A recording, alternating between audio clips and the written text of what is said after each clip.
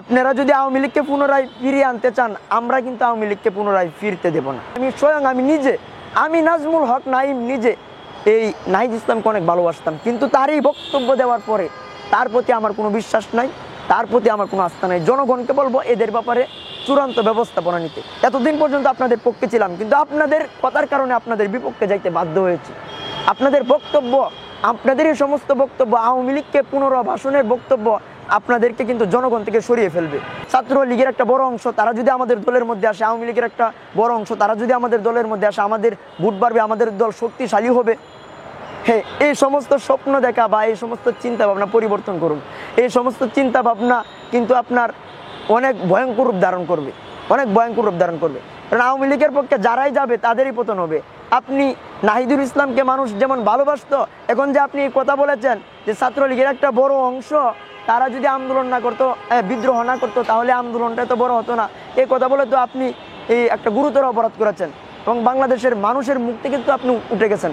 আমি স্বয়ং, আপনারা যদি আওয়ামী লীগকে পুনরায় ফিরিয়ে আনতে চান, আমরা কিন্তু আওয়ামী লীগকে পুনরায় ফিরতে দেব না। সমস্ত ছাত্র জনতা আন্দোলন করেছিল, আপনাদের সাথে আন্দোলন করে আপনাদেরকে উপদেষ্টা বানিয়েছিল। এখন উপদেষ্টা থেকে আপনারা নতুন দল গঠন করতে সক্ষম হয়েছেন।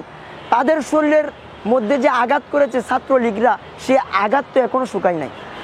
এখনো তো ছাত্র জনতার পায়ের মধ্যে রড আছে, এখনো তো তারা হাসপাতালের মধ্যে শুয়ে আছে।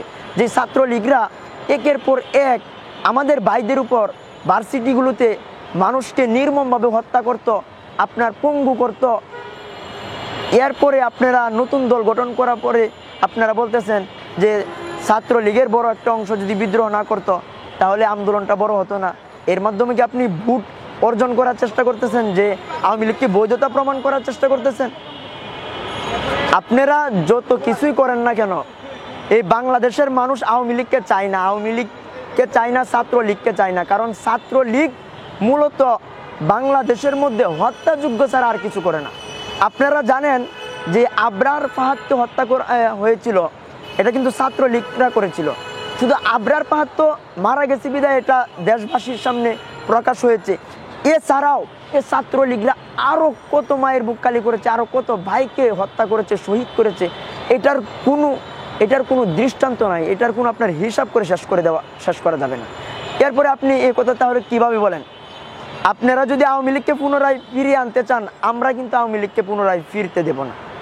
আপনারা ক্ষমতায় আসার জন্য আওয়ামী লীগকে সমর্থন করবেন, ছাত্রলীগকে বৈধতা প্রমাণ করতে চাইবেন, এটা কিন্তু আমরা হতে দেব না। এটার জন্য আমরা কিন্তু জুলাই অভ্যুত্থান করি নাই। আপনারা পরিবর্তন হইতেছেন, আপনাদের বক্তব্যের মাধ্যমে বোঝা যাচ্ছে। আপনারা ক্ষমতার জন্য পাগল হয়ে গেছেন, যার কারণে আপনারা আপনাদের কথার ভঙ্গি পরিবর্তন করতেছেন। আপনারা যাই করেন না কেন, মনে রাখবেন আল্লাহ তাআলা মানুষকে ক্ষমতা দিয়ে পরীক্ষা করেন। আপনি ভাবতেছেন আওয়ামী লীগের পক্ষে গেলেই আপনার ক্ষমতায় চলে আসবেন, ইম্পসিবল, এটা অসম্ভব। বরঞ্চ আপনাদের পতন হবে। আপনি ভাবতেছেন ছাত্রলীগের একটা বড় অংশ তারা যদি আমাদের দলের মধ্যে আসে, আওয়ামী লীগের একটা বড় অংশ তারা যদি আমাদের দলের মধ্যে আসে, আমাদের ভোট বাড়বে, আমাদের দল শক্তিশালী হবে। হ্যাঁ, এই সমস্ত স্বপ্ন দেখা বা এই সমস্ত চিন্তা ভাবনা পরিবর্তন করুন। এই সমস্ত চিন্তা ভাবনা কিন্তু আপনার অনেক ভয়ঙ্কর রূপ ধারণ করবে, অনেক ভয়ঙ্কর রূপ ধারণ করবে। কারণ আওয়ামী লীগের পক্ষে যারাই যাবে তাদেরই পতন হবে। আপনি নাহিদুল ইসলামকে মানুষ যেমন ভালোবাসতো, এখন যে আপনি এই কথা বলেছেন যে ছাত্রলীগের একটা বড় অংশ তারা যদি আন্দোলন না করতো, বিদ্রোহ না করতো, তাহলে আন্দোলনটা এত বড় হতো না, এই কথা বলে তো আপনি এই একটা গুরুতর অপরাধ করেছেন এবং বাংলাদেশের মানুষের মুখ থেকে তো আপনি উঠে গেছেন। আমি নাজমুল হক নাঈম নিজে এই নাহিদ ইসলামকে অনেক ভালোবাসতাম, কিন্তু তারই বক্তব্য দেওয়ার পরে তার প্রতি আমার কোনো বিশ্বাস নাই, তার প্রতি আমার কোনো আস্থা নাই। জনগণকে বলবো এদের ব্যাপারে চূড়ান্ত ব্যবস্থাপনা নিতে। এতদিন পর্যন্ত আপনাদের পক্ষে ছিলাম, কিন্তু আপনাদের কথার কারণে আপনাদের বিপক্ষে যাইতে বাধ্য হয়েছি। আপনাদের বক্তব্য, আপনাদের এই সমস্ত বক্তব্য, আওয়ামী লীগকে পুনর্বাসনের বক্তব্য আপনাদেরকে কিন্তু জনগণ থেকে সরিয়ে ফেলবে। এখন তো 5% ভোট আছে, জরিপ করে দেখা গেছে, পরে 5% কি আপনারা একটা সিটও পাবেন না, একটা সিটও পাবেন না।